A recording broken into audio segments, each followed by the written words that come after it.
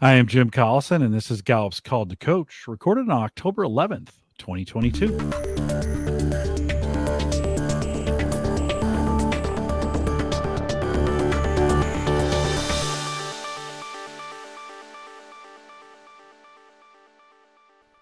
Call to Coach is a resource for those who want to help others discover and use their strengths. We have Gallup experts and independent strengths coaches share tactics, insights, and strategies to help coaches maximize the talent of individuals, teams, and organizations around the world.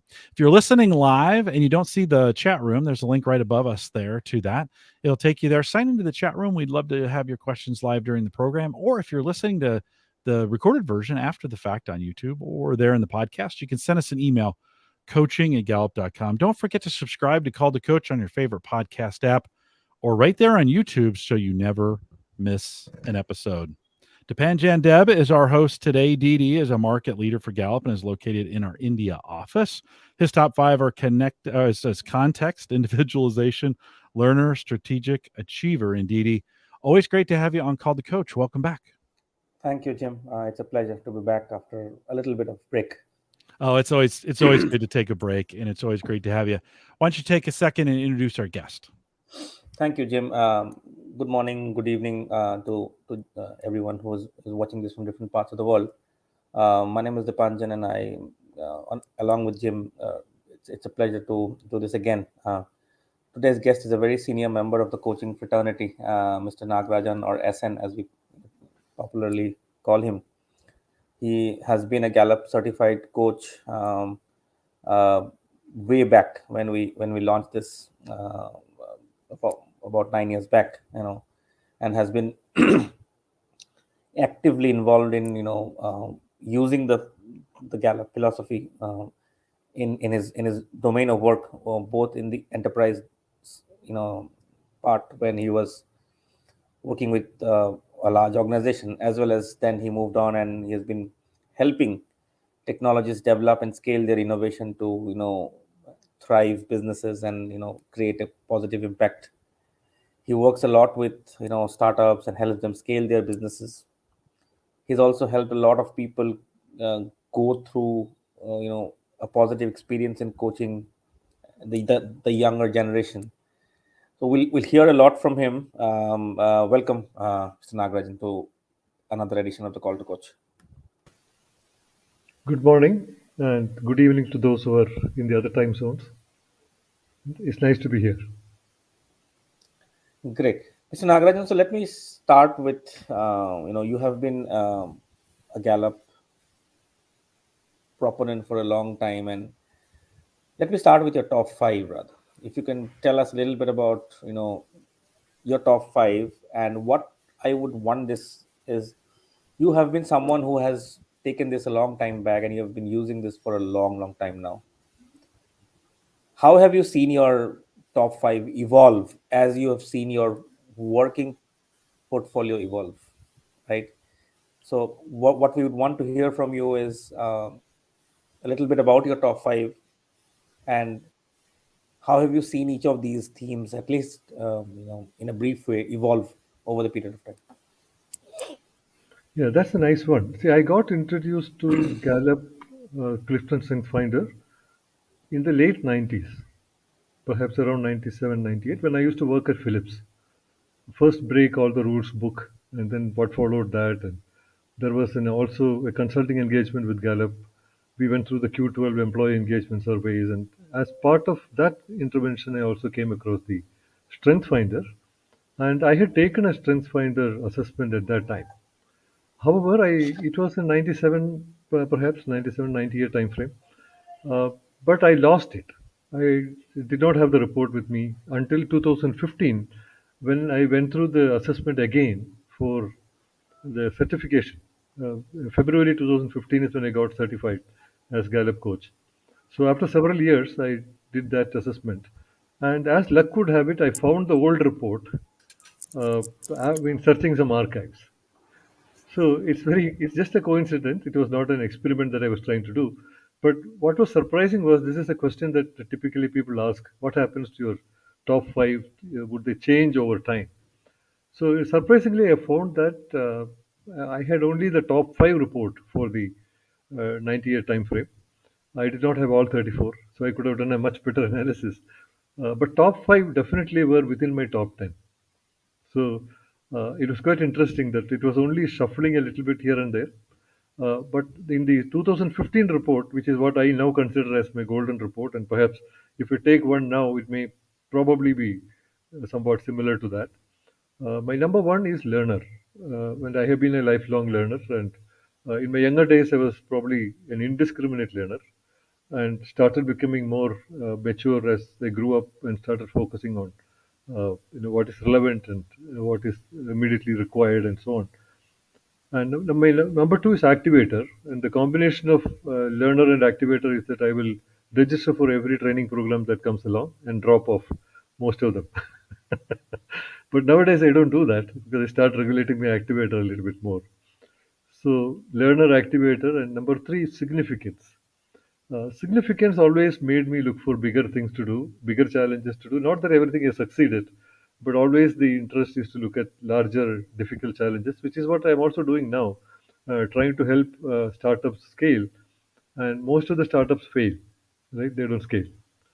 So it's a game which is a tough game to play, and trying to help them to scale up is not an easy thing to do. So my significance always wanted me to do things which are challenging and bigger to do and create a larger impact and so on. And number four is relator, and probably that's what also brought me to the coaching as a calling to myself. So I could relate to people much more closely one on one, and I had a big set of friends who are pretty close to me. And number five is futuristic. And futuristic as a technologist is a good combination to have. So you start understanding what's coming and what's the implication of that and so on. So these were my top five: learner, activator, significance, relator, and futuristic.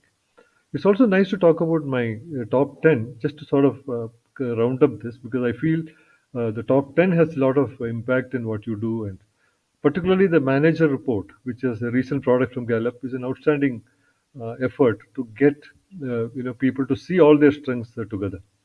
So my number six is responsibility. I like to keep my word. Strategic, where I like to create options, and my overall domain is strategic thinking. Maximizer, which was in the top five in my 98 time frame, which I can easily think about that now, and I have probably started regulating it very heavily, and that's why it came to number eight now. And ideation, and being an R&D person and a creative type of person, ideation was always my strength. And finally, self-assurance in the top 10. And self-assurance was also in my top five in the 98. So that's the level of shuffle that I've seen. It was number five in those days. So that's about my top five and 10. Perfect. Now, a follow-up question to that is, excuse me, you've you've been working with different sets of people, right? When I think you got certified, you were with a large technology company, and then you've moved on. So, as you've started applying this, what are the changes that you've seen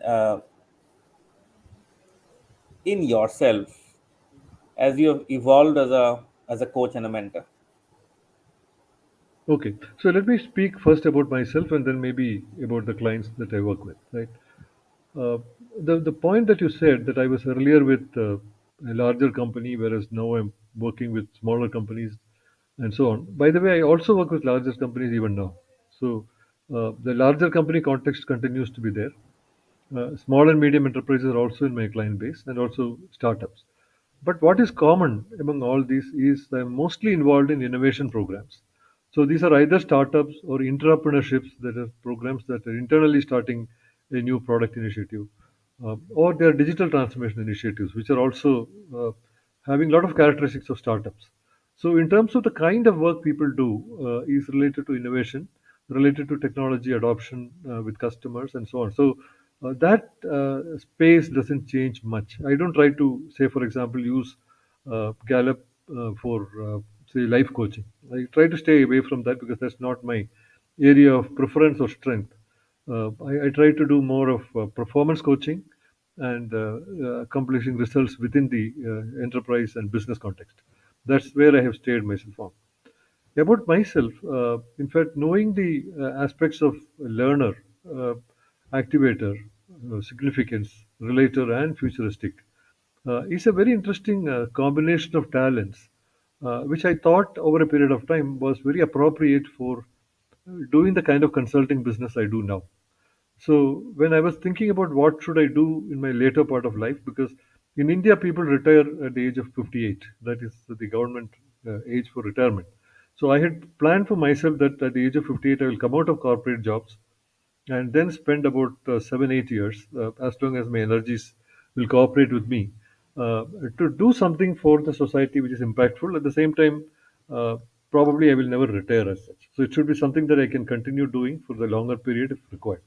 So I was wondering what should I do, and that is how I got into the current business I do, which is primarily to help innovations to scale. So this could be complete startups. People who are considering to do a startup are also welcome to contact me, or these could be large companies who are doing transformation work inside their firms. Now, how these talents help there is very clearly learner is an excellent strength to have in such a role. Because to be able to help in this space, you have to be continuously learning because the domain of technology continuously changes, be it deep tech or be it digital technology, either way, it's continuously changing. And also, the methods used for helping innovation to scale are also continuously changing. Not many people realize this. Post 2010 or 2015, you can say, is roughly when there is a lot more organized help in the form of incubators and accelerators, etc., available globally to startups. And that's a help people must take because I've always wondered why most startups fail. The cliche people use is 95% of startups fail.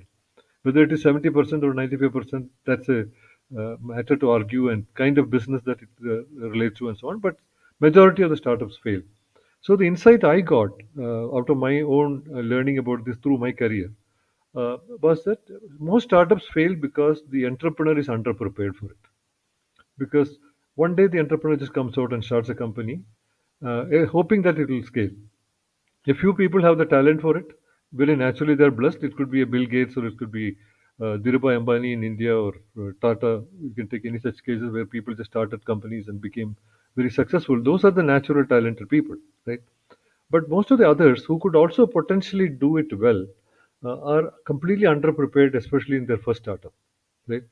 So I thought there is an opportunity to help that particular community, people who are attempting this for the first time. So the learner aspect and the activator aspect, where we can help them help in getting the sense of urgency, sense of decision making, and so on, and creating the impact, which is primarily from the significance side, and relate particularly useful in the customer interactions, customer development, and those kind of areas. And futuristic is your ability to chart a roadmap as you go forward. So I felt the combination of talents that I have is something which will be helpful for me.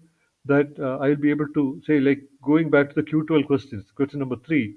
At work, I have the opportunity to do what I do best every day. So that was the motivation for me to start what I do now. Okay, so that's the way I started this particular venture. And we have been using both CSM. And by the way, I'm also certified on BP10, Builder Profile 10, which I personally found to be a very powerful tool for entrepreneurs to learn about themselves and understand where their gaps are and what they can very clearly take as action points to improve themselves in their roles. So both these models I use with early stage leaders through my work, and I have found that to be very, very effective for them to know about themselves. And particularly in the case of any of these startup initiatives, be it in a big company or a complete startup, the teams are always growing and changing. So you're not having a static team to start with. You're getting a small team to begin with, and then you add people, and then you grow. So how you onboard your people into the team, how you understand them, their capabilities, and how do you recognize them in their talents and strengths and put them into the right roles. So in all of these both these tools were extremely useful, particularly the Clifton Strength Finder, where it's a lot more general than specific to an entrepreneurship context, right? So that's the way I have been using it with my clients, and most of them have found it extremely useful, especially in a particular small and medium enterprise that I work with. based in Mumbai, they have almost made it mandatory for everybody in the company who are in the leadership position to go through the CSF and publish their strengths across the organization. And they do very regular interventions in terms of keeping the tempo going, keeping the reminder on people on that these are important tools that you can use in your organization to develop people, and they take actions using that as well. So I found some of the teams using it extremely effectively, and early stage companies particularly have found it very useful in building their teams, building their culture, and so on. In the case of digital transformations, the experience is relatively new. I have not had too many of these experiences yet, but even there we have started using it where the change management, the culture change management that has to come in, and how we can use CSF as an intervention tool is being currently experimented with one of the SMEs that I'm working with.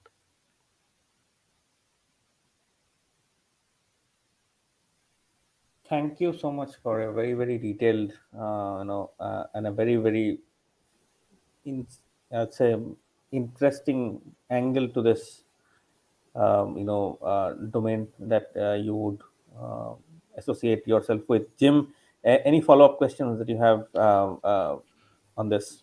Yeah, let's go back a little bit. I felt like I had a good handle on India pre-COVID, and then the world was disrupted, and I've had a hard time in the circles that I run in, kind of getting a feel for how India is doing post-COVID, and how's the business culture, and how are you feeling about SN? How are you feeling about the uptake of strengths culturally? And I'm not asking you for the whole country, but in a general feeling there, how's India feeling about itself post COVID? Okay. India, if you notice the press, particularly what is published across the world, that India has been very big on vaccination. Mm-hmm. So that has been a big help for getting people back to work. And being a nation at the stage that India is in, getting people back to work was very, very important. So that has been a priority, and things have happened very positively in that direction. And if you see overall, the economy wise, we have bounced back reasonably well. Most of the businesses are back online. Most of the companies are calling employees to office. And personally speaking, for myself, the 2 years of COVID, I was entirely working from home. My business was able to continue without any disruption because it's consulting business. It was not very difficult to do that. And we are set up for uh, situations like this. So all our data is on the cloud, and it was pretty easy, therefore, to continue the business without any disruption. However, when I am now back in front of my customers in physical form, I'm really able to appreciate the value of that. Hmm. Even though remote working and video conferencing and all that has been there forever, uh, but this kind of a continuous, intense 2 years of working, which was entirely remote, and it is as good as watching a TV on a daily basis. And from that back to real human beings and working with people was really refreshing. And I'm seeing that that trends will continue further, because most of the companies are likely to move more into hybrid models, uh, and I don't think entirely remote will be sustainable. That's clearly what I could see that. Right? From the Clifton Strength Finder and the coaching related aspects, I'm continuously getting inquiries for these. So I must say that there is more interest. So after the COVID, there has been multiple inquiries for helping in these areas, for coaching as well as for interventions as a group. So definitely there is interest and sustained interest in this space. That's what I could gather. One of the things we've seen in the United States, of course, is managers suffered the most during this pandemic from a managing enterprise standpoint. Our overall numbers on managers are the worst when we think about engagement in that, and yet they've had the least amount of time sometimes to recover from this, plus are maybe not getting as much training and education as they need on how to manage and how to manage with strengths. Are you seeing the same thing? And as you're working with teams and with managers, are you getting an opportunity to kind of help them and help their teams with this? Yes, of course. In fact, during the last phase of the pandemic, I had a request from one of the large MNCs who was India operations. They wanted my help for well-being because they found their employees stressed out, managerial relationships stressed out, many of them anxious about their careers. It was pretty much of a negative, very strongly negative team. And it was not against the company, it was not against any particular person or anything like that. It was more the isolation and all the anxiety that was vented up over a 1.5 year period. So I used the well-being book, particularly as my reference there, and did my own small well-being survey and used CSF to sort of bring them through that entire experience of well-being through a workshop. It was highly appreciated overall. So there was a lot of follow-up after that. Individuals contacted me and got some help from me and so on. So uh, my feeling is the whole aspect of well-being, which is now being brought up also from Gallup through support materials and so on, and the application of CSF to well-being is certainly being of high interest that I could see towards the end of the pandemic and the early uptake of the pandemic, post-pandemic. Let me ask one more question, Didi, and then I'll pass it back over to you. Since you brought up well-being, one of the things we've seen kind of in post pandemic, if we can call it that, I'm hoping we can now, is the emphasis both on well-being and then adding engagement and strengths is a kind of as an entire package program. I think sometimes we used to think of strengths kind of its thing and engagement was its thing, and then I think the world ignored well-being for the most part. We wrote a book 10 years ago, nobody read it. During the pandemic, of course, it got really, really popular. What are you seeing from your angle and for the folks you're coaching with? What's helping the most with those connective tissue between strengths, engagement, and well-being? Is there something where that's coming together and that's working really well for people, or there, as we're coming out of this time, it's clicking with them, it's working? Okay. In fact, what I am observing is unfortunately number one priority is performance, Yeah. Okay. not the others, right? Most of the requirements that come is team building, effectiveness among the team members, and performance and results. So that seems to be the pressure in most of the companies I work with. Perhaps because they are all startup initiatives, they're all initiatives where they have to show results quickly. So the focus is a lot more about how to work together more effectively. I'm distinguishing that from engagement because engagement, in my view, is a slightly different context to that. Right? So the pressure is definitely the requirement, and the pressure is mostly for the performance side. Now, coming to engagement, that is number two. People are concerned about attrition and how to reduce attrition.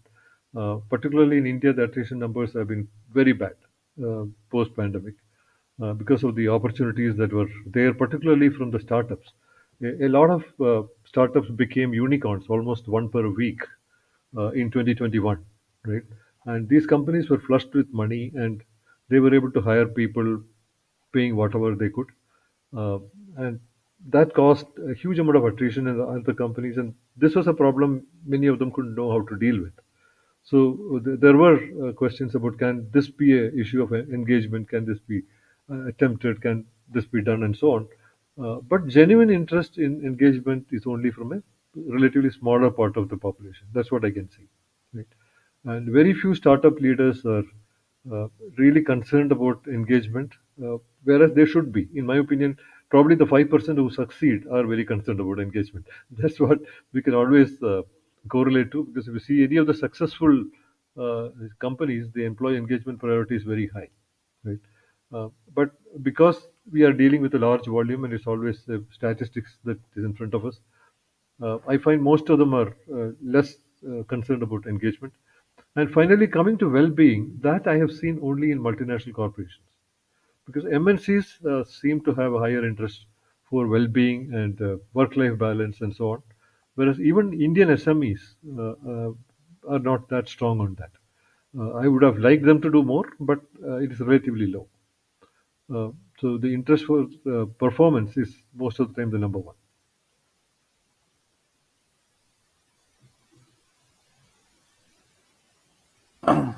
I think Mr. Nagarajan, you mentioned a very pertinent point around the fact that most of the startups are not concerned with engagement because they're concerned with so many other things around. Uh, I, I get to speak with a lot of startups who have who want to do engagement work, but eventually they also realize that they're open about the fact that we just have to do it. It's not as mature as it is with the standard organizations. However, I think during one of your points you said that people are so much engrossed in the work and they eventually end up burning out and all of those things. Engagement becomes a very critical factor in sustaining what you're doing, and that is where somewhere strengths also has a correlation to it, because when you look at in the startup space, you would want people to give the best of their own ability, maximize their ability, right? If you Right. remember, Jim, if you remember that experiment that we talk about on the University of Nebraska on speed reading, where people who could read about 350 words per minute, after they've been trained, they can read about 2,900 words per minute, right? That is what the strengths finder talks about, right? Identifying your natural areas of strength and then maximizing it, because you, Mr. Nagarajan, you talked about performance coaching more, because and strengths finder is all about performance, maximizing it and allowing it to be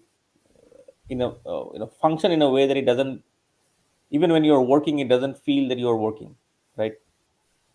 So my follow up question to you would be to share a few experiences around how have you seen this whole, as you've coached people, leaders, how have you seen this being a part of the culture transition that you've seen, at least you have observed in a few organizations? And this and the follow up to that is that what do you think can help startups thrive more if people start identifying their strengths and work on it both at an individual level as well as at a team level, because startups also thrive a lot on your team giving you the synergistic output, and that is where knowing your strengths definitely helps, because you know what you are good at and you also know what others are good at, right? Chances of conflict becomes less. So this is the two-part question that I have now, with respect to culture and with respect to how do you think things can uh, be more mature, more structured as we see the application of StrengthsFinder. Yeah. So when I said that the engagement is not a priority, it is also somewhat natural for startups. Because when you're talking about startups, most of them are small teams. Even when they are in a large company, this may be a small team of less than 10 people, right? So when these teams are small, broadly everybody's performance and results and engagements are directly visible, right? And whether it is positive or negative is directly visible, and the most of the actions and interventions happen without any systematic approach. So the leader tends to take calls based on what the leader finds to be working well and not so working well, right? But as they grow, when they grow, say beyond 25, 30 people as teams, that is when they start considering these kind of tools. Can I bring in a strength finder coach to help us create team buildings and so on? So that kind of thought process happens definitely in a smaller percentage of companies. I'm not saying that nobody does it. There is a smaller percentage of companies which are forward-looking. They do bring up those uh, things early, but I would have liked to see more people doing it. That's number one. And to the culture part of the question that you're asking, most of the time, culture is what the leadership behaves to be, right? See, whatever you say as values or whatever you publish on the wall as these are our values and so on, end of the day, it is the behavior of the leadership team and their actions is what builds a culture, at least initially, right? And that practice when you become reasonably big, which very few companies get to, fall into the chasm, as they call it. Most of them fall into the chasm in about 3 4 years, right? So many companies go through the pain of the 3 4 years dropping off, and at that time they are not going to pay attention to any such formal tools because you are on a slipping slope, right? So the ones who are looking up, the ones who are getting the support to grow to the next level, they are certainly taking interest and taking interventions that can be helpful for them to build their culture and grow. So to set the expectation right, if we have to calibrate it, that companies who are continuing to grow, they seem to be taking the interest, and when they are able to have enough money that they can invest in these kind of interventions, they are willing to do that. Okay. However, most of them are also impacted by the lack of resources. That most of the time they are strapped on resources and they will probably not be able to spend too much time on this. But it is not so much about money and time alone, it's also the attitude. In fact, in my view, I think it is more the vision of the leader and the way the leader looks at things that matters most of the time. And I have had instances of startups who have invited me seriously to do some of this work, but said, we can't really pay you much. And I have taken that offer and I've gone and helped them because it's not so much about the fee you get, it's much more about the impact you can make. So there are cases where individual startups have approached about saying that we can't really pay you much, but we'd like to get your help, and I have given that help. So whenever they reach out, but the percentage is relatively low. I would like Yes, to see it higher. Essen, can you talk a little bit about that impact and like what's been your favorite impact? Like it's low pay, it's hard work, but you're going in and helping them with this. Where are you seeing the greatest impact on these teams and the coaching that you're doing? Yeah, the most interesting impact is their own ability to understand themselves, because one of the first things in entrepreneurship is you have to know yourself best. The better self-awareness or the higher self-awareness that the person can develop, that much more they'll be effective in building the teams and building customer relationships and everything, right? So I can see that that process is getting helped. Many of them are able to learn about themselves as well as their team members better, and some of them have acknowledged that the impact of the coaching has been in improving the teamwork. And there were misunderstandings among people about uh, people interpret things as attitude. So that guy is always asking questions, or this guy is taking too long to do anything. And so they don't really understand until they know about deliberative and analytical. Thus, these are basically the way they are, and they need to get those needs satisfied. And most of the time, in these kind of interventions, what I have found most profound is, unless I give you what you need, you will not be able to deliver what I need. That aspect, coming out in surface, and people recognizing that, and then start using it and applying it. That I've seen happen in multiple contexts, multiple companies. So that will be the biggest satisfaction, and as a result, they grow. Do you find with startups that you could take a strengths approach like a startup? In other words, not try to introduce it all at once, but little bits at a time, like they're consuming a product or like they're working on. Do you find that's a little more palatable with them, since everybody's trying to do 15 jobs? Does Would that work a little bit better? Yeah, exactly. In fact, what I do is typical 3 sessions, each 1 hour sessions, because most of these are remote nowadays, and I find more than 1 hour sessions are pretty hard to do. So I do this as 3 1 hour sessions, and I've started following up after 1 year, because one of the observations I had was. Uh, it's all nice in the beginning and everybody understands their strengths, and then they get some aha moments, and yeah, this is nice and so on, but then you see that the interest slowly wanes. It's not top of their mind anymore, right? After some time. So I was also wondering what to do for that, because initially it gives some help, and then there has been a relatively lesser interest when some of the conflicts come, because I am continuously engaged with them on as a coach. So they bring up some of the team conflicts, some of their challenges in performance. Then I said, don't you think you can apply this particular strength here? Don't you think that individual has this kind of a profile, and should you not consider that? So they just kind of remember it at that time, because it's not something that they have been applying it themselves, right? So now I have started kind of systematically writing to my clients after about an year, saying that we had these sessions earlier. How is it going, and how can I help you further? So that kind of intervention I've started doing. Some of them are responding, and some of them are indeed wanting to do another intervention with them at a slightly advanced level and so on.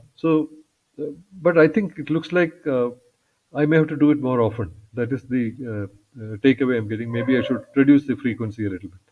Well, always, keeping that in front of people is always beneficial, right? The more you can do it, you have to find. I think you got to find that sweet spot, and I think what we're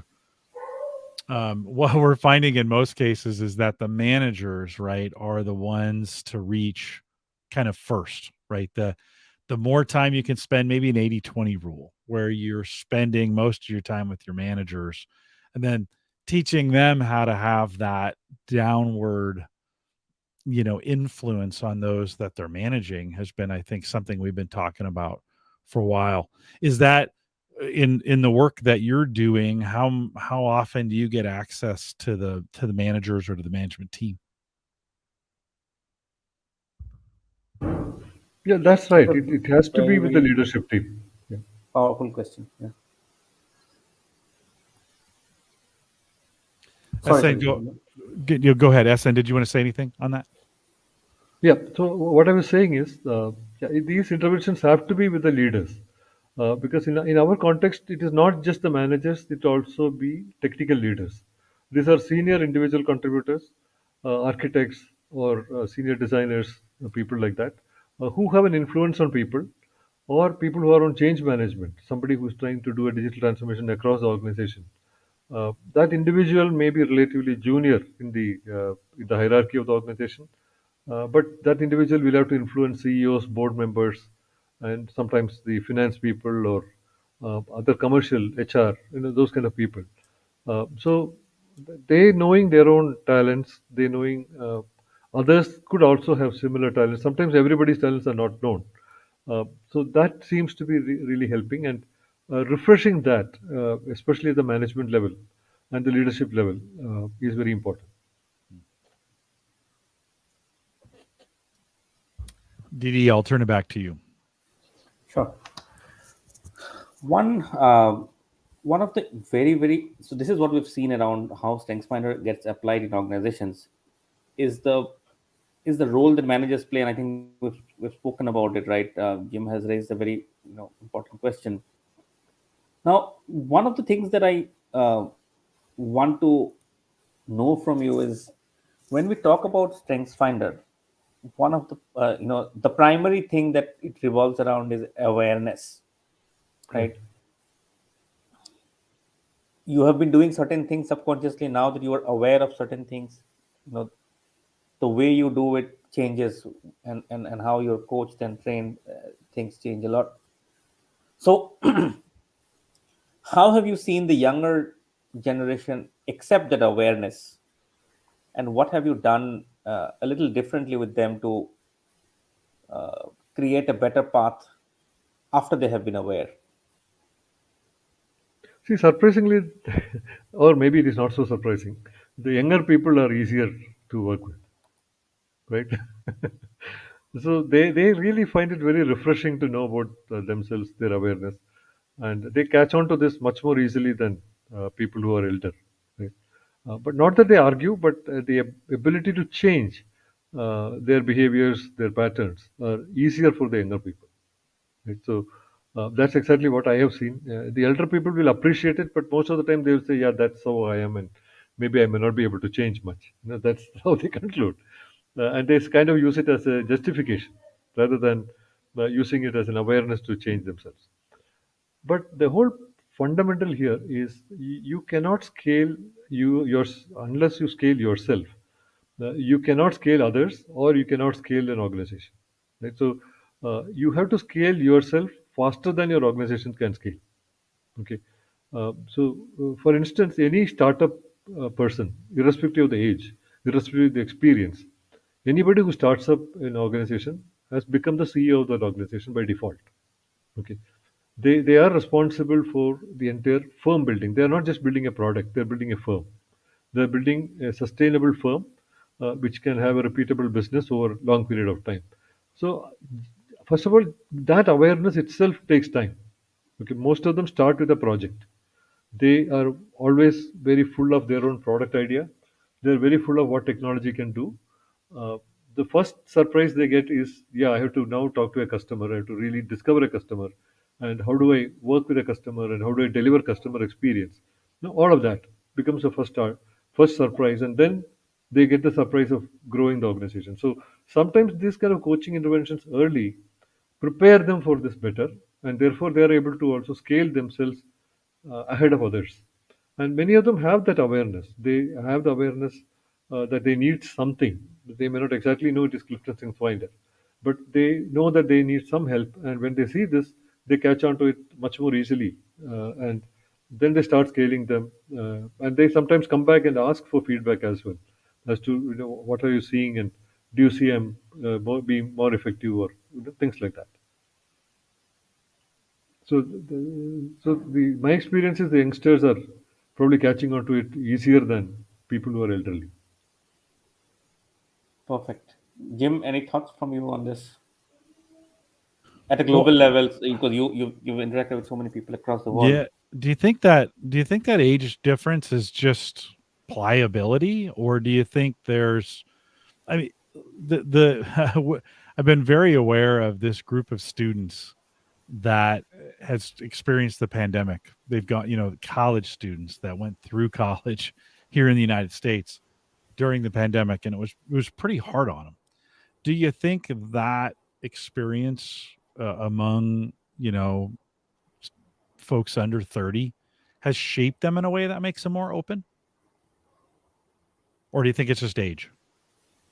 No, in fact, the point that you are saying about age and also the personality of the individual, absolutely agree with that. Because one of the things that we look at is coachability. Mhm. So I follow a process that I call as enrollment period.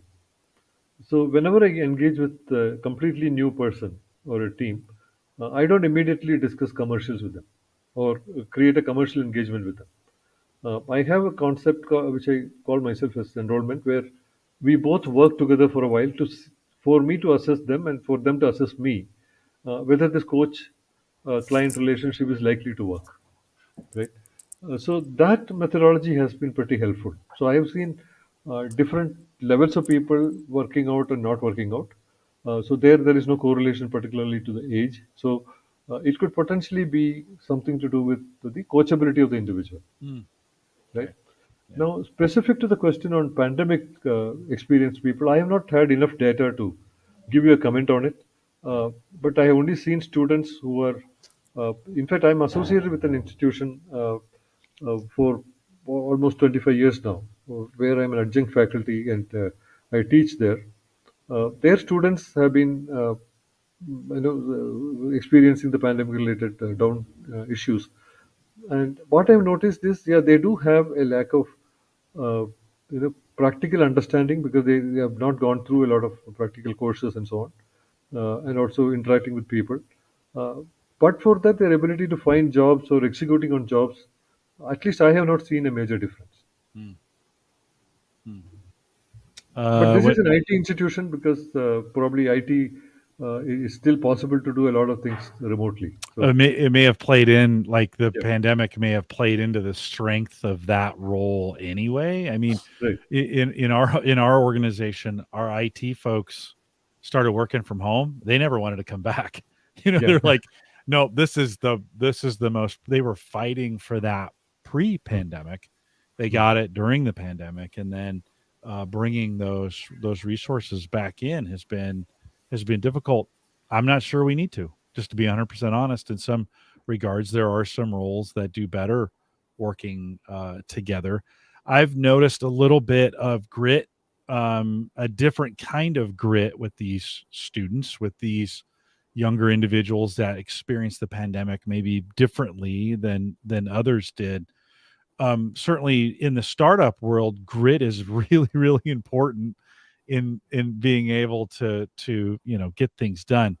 Do you think that that students coming out or these younger professionals coming out may have a better sense of grit because they just been through this?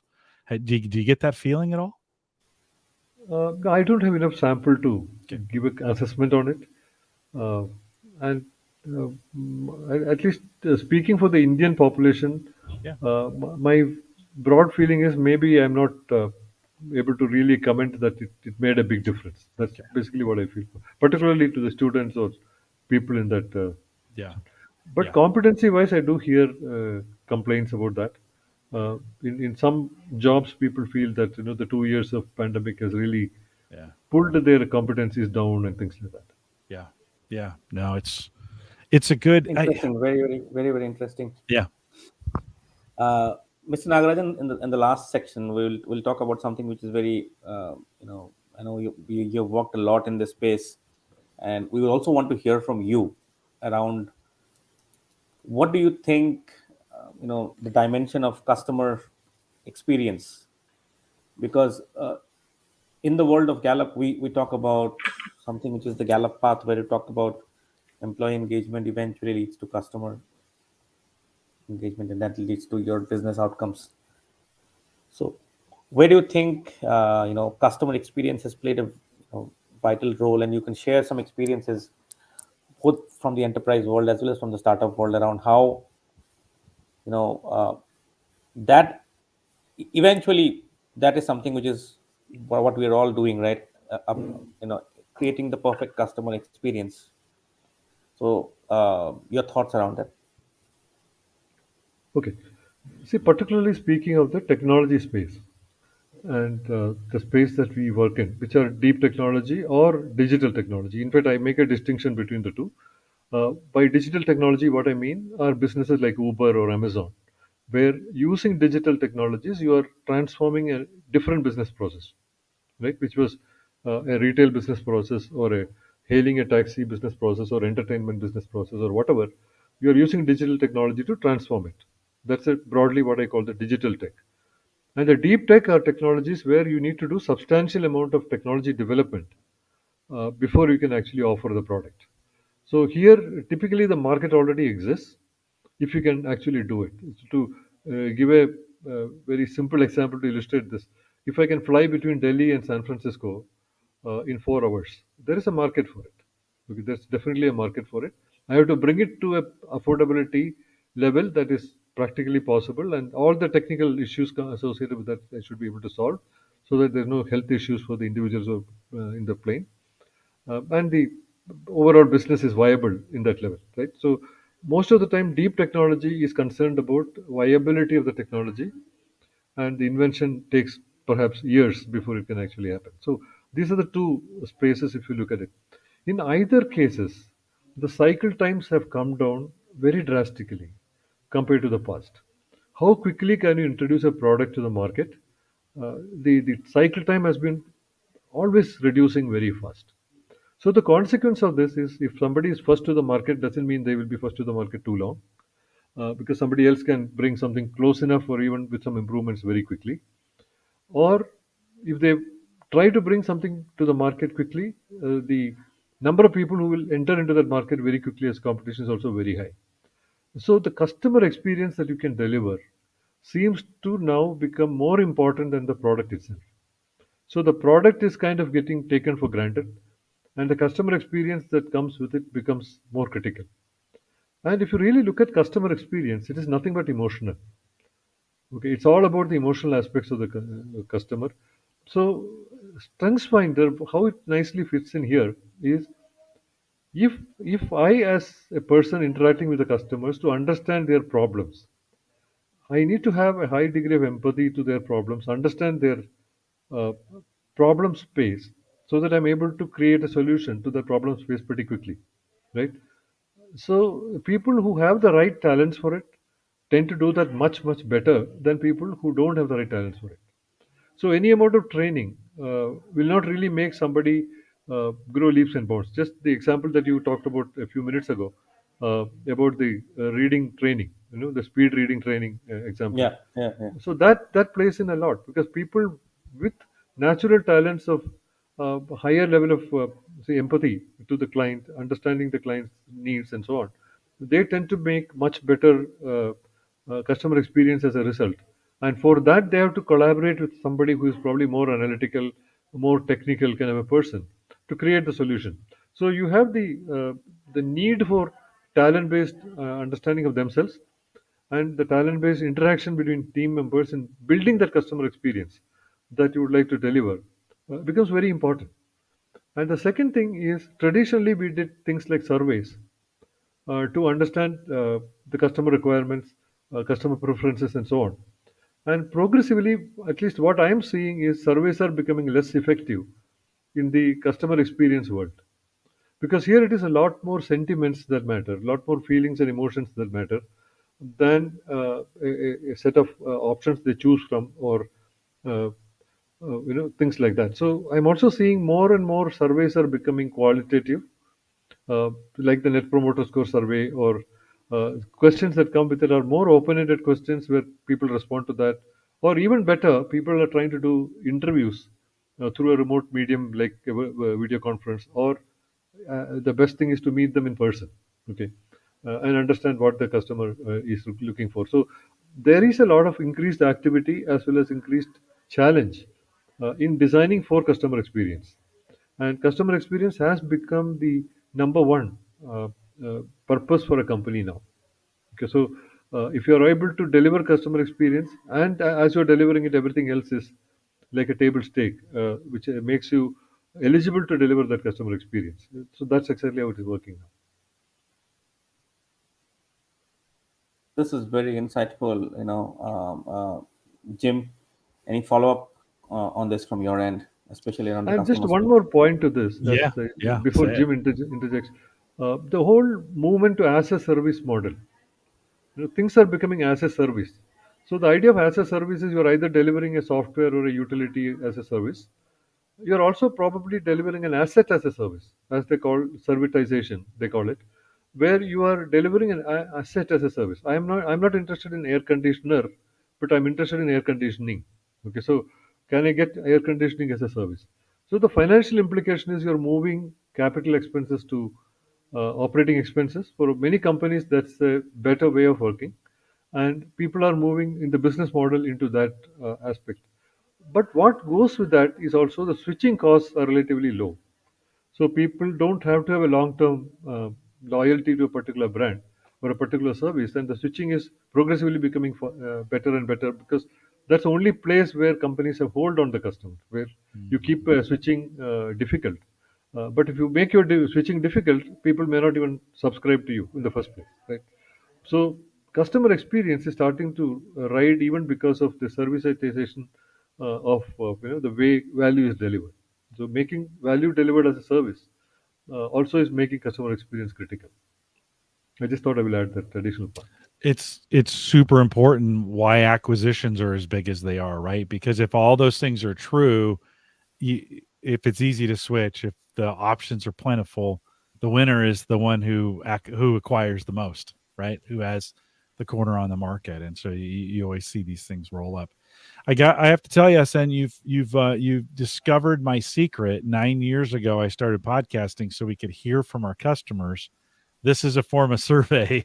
Like I initially had started these. One, I wanted to create great information for people to listen to, but two, it was a great way to hear from our customers. Like I get an hour of an interview, you're sharing great stuff with us, but I also get to hear from you in both the time we have in the beginning and the time during and the time at the end. And so I agree with you. That's been a lot of my method in doing what we do is to hear from our customers. So I appreciate that. I'll ask one final question on the way out as we get ready to wrap this thing up. If you were going to encourage coaches in India doing this is a hard business.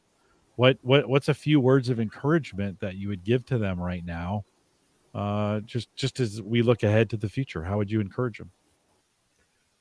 Yeah, so as we say, coaching is a calling, right? So Anyone who wants to become a coach first should naturally have that calling. They must have the uh, orientation to developing others and making others successful. And most of the time, the coach may not be as good as the player, right? So that is something people have to accept, right? I have seen a lot of people become coaches because they are coming out of corporate jobs, and they feel that that's a good way to spend the rest of their time. Uh, but before they jump into it, it's a good idea to check whether they are really interested and they are motivated by that. Like you were asking some time ago, that question that would you do this even if you had to do this for free? Mhm. Yeah. That's a good check question that you would like to ask. So, would you coach even you get nothing for it, right? Uh, so, if you have a reasonably good commitment to that, then definitely, at least I have found Gallup to be one of the best tools I could find, and it fits my temperament. It fits my way of working. It brings certain level of objectivity to what we do, gives a framework to work with. So what I have found is that, in fact, I have been using Gallup now since 2015 after I got certified in a very formal way, and my interest just only increased. So I would like to work more closely with Gallup. If there are opportunities that I can learn even more from Gallup on how to use it better, so that would be my advice, because they should essentially get trained on some methodology first, uh, and if people do only common sense based coaching, it's quite possible that they may be successful in some areas, but they can also get into some troubles. Say, for example, I had a very interesting client. This client particularly had a problem of not sticking to any job, not able to keep commitments, all kinds of issues, and he kept changing lines and all kinds of practical problems that he was going through. And what I found was, in his top five, he had deliberative and activator together, right? So his number two was deliberative and number one was activator, right? So in fact, it was very strange to understand this. Like, someone who has these two together, how would that happen? So what was happening was he was being activator in important decisions which would hurt him, and he was being deliberative in decisions that he should have taken quickly and moved on. Okay, so you may get up Jim, are you situations like this. experiencing some? Sorry, did you say something? So situations like this, unless you are genuinely interested as a coach to go and understand the depth of these kind of talents and what these talents are going to do for you, uh, I don't think I could have even diagnosed this problem without the help of CSF. Mhm. So if I had just had a conversation with him and he would probably answer my questions, I would not been able to. So why did you leave that job so quickly? I don't know. I didn't like it. I left it. Right? There was a fight with his boss. He left it. But why did you not join for that course, which was very important for you? Yeah, I was thinking about it. So this is the kind of answers I'm likely to get. But once the talents are revealed, then it is easier for explaining to him what to regulate, what to be aware. So the self-awareness probably helped him. Mhm. So he also said that, yeah, it looks like I'm not being discreet about it. I myself should probably apply it correctly and so on. So Mhm. having a good tool with you is very, very important. So it's So, not just general coaching. so what I hear you saying is, if it's good for the coachee, it's good for the coach, and Right. understanding the your own strengths in that as a coach is just as important. Is that what I hear you saying? Right. Yeah. Exactly. Yeah. So it is possible to go and do trainings on coaching programs where uh, they don't particularly use any underlying tool, Hmm. but it is essentially to help you how to be a coach, how to ask questions, Hmm. what kind of questions, and you get a set of 100 questions to ask and so on. So that may not be good enough. That's essentially what I'm saying. Right on. Well, we have Dee Dee back. Dee Dee, welcome back. Sorry, there was No. some technical issue from my end.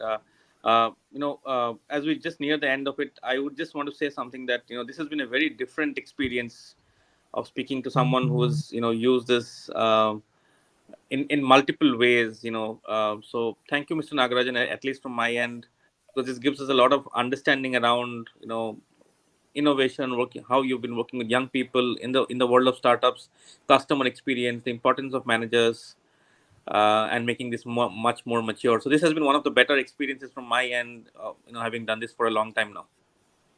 Thank you Thank so you. much. And I'll say thanks for coming out and being a part of this. You joined us back in, I think you said 2017. I didn't go back and look, but you were on Called Coach, and it feels almost like a different time. It just like it almost feels like it's a lifetime ago, and yet so much has changed and so much has stayed the same with the human condition. And so thanks for all the work that you're doing, and thanks for joining us this morning for you. Very late for me. Thanks for coming on. I appreciate it as well. Thanks for coming out. Thank you very much for the opportunity. And Jim, particularly late night and struggling through this and making it happen, it shows your commitment. Thank you very much. You're very welcome. Didi, always great to see you as well. And thanks for jumping back in here, getting on your phone and making it happen. That's showing some grit and determination as well. You guys hang tight for me. A couple reminders on the way out. Want to remind everyone to take full advantage of all the resources that we talked about today. Many of them are available, Gallup.com/CliftonStrengths. For coaching, master coaching, or if you want to become a Gallup-Certified Strengths Coach, you can contact Didi. He'll help you with that. Or you can send us an email, coaching@gallup.com. And actually, any questions, that'll work for us. If you want to join us for the 2023 Gallup at Work Summit, we just released all that information on that. We'll have both in-person and virtual opportunities this year. This will be the first time. This actually is my dream, because we were all in person for a while, then we were all virtual for a while. Now we're going to do both, which is pretty great. All the details, not all of them, but many of the details are out now, Gallup@work.com. You can find us in the Facebook or on our Facebook groups, facebook.com/group/calltocoach. And we want to thank you for joining us today, whether you joined us live, and a few of you out there doing that, or if you join us through the podcast. Thanks for doing that. We appreciate you guys listening. We'll be back with more podcasts if you're in the podcast channel. Thanks for joining us. With that, we'll say goodbye, everybody.